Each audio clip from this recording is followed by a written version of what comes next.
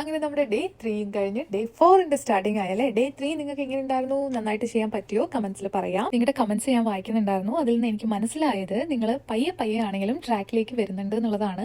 Very good, very good, keep going. ഇതുപോലെ തന്നെ മുന്നോട്ട് പോട്ടെ. പിന്നെ ഈ അൺഹെൽത്തി ലൈഫ് സ്റ്റൈൽ എന്ന് പറയുമ്പോൾ ഒരിക്കലും നിങ്ങൾ പുറത്തുപോയി ഭക്ഷണം കഴിക്കരുത്, അല്ലെങ്കിൽ ജങ്ക് ഫുഡ് കഴിക്കരുത്. ഇത് മാത്രമല്ല, ഇതൊക്കെ ആവാം, ഇതൊക്കെ വേണം. നമ്മളൊരു സോഷ്യൽ ആനിമൽ ആണ്. നമ്മൾ സൊസൈറ്റിയുമായിട്ട് എപ്പോഴും നമ്മൾ മിങ്കിൾ ചെയ്യുന്ന ആൾക്കാരാണ്. ഇതൊക്കെ നമ്മുടെ ലൈഫിന്റെ പാർട്ടാണ്. പക്ഷേ അമിതമായാൽ അമൃതും വിഷം എന്ന് പറയുന്ന പോലെ ഒരുപാട് നമ്മൾ ഇതിനോട് അഡിക്റ്റഡ് ആയി കഴിഞ്ഞാൽ നമ്മുടെ ലൈഫ് നശിപ്പിച്ചുകൊണ്ടിരിക്കുകയാണ്. So this is the right time, get back to your life. ഞാനാണല്ലോ നമ്മുടെ ഈ ഒരു ചലഞ്ച് തുടങ്ങുന്നതിന് മുമ്പ് ഗ്രോസറി ഷോപ്പിങ്ങും ഒക്കെ ചെയ്ത് നമ്മുടെ 30 ഡേയ്സിന് മുമ്പ് ഞാൻ അങ്ങനെ ചെയ്തിട്ടുണ്ടായിരുന്നല്ലോ. അതിന്റെ വീഡിയോ ഇപ്പോഴും യൂട്യൂബിൽ കിടപ്പുണ്ട്.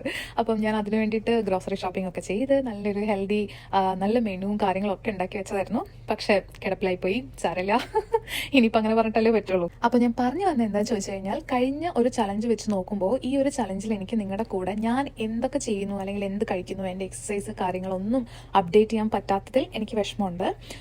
പക്ഷേ നമ്മുടെ ലൈഫ് എന്ന് പറയുന്നത് അൺപ്ലാൻഡ് ആണ് അല്ലേ. ലൈഫിൽ ഇനി എന്ത് നടക്കാൻ പോകുന്നു എന്നുള്ളത് അത് നമ്മുടെ കയ്യിലുള്ള കാര്യമല്ല. അതുകൊണ്ട് തന്നെ ഞാൻ ഈ ഒരു കാര്യമായിട്ട് പൊരുത്തപ്പെട്ടു. സോ ഐ തിങ്ക് ഞാൻ എപ്പോഴാണോ ബെറ്റർ ആവുന്നത് ഐ വിൽ ജോയിൻ യു.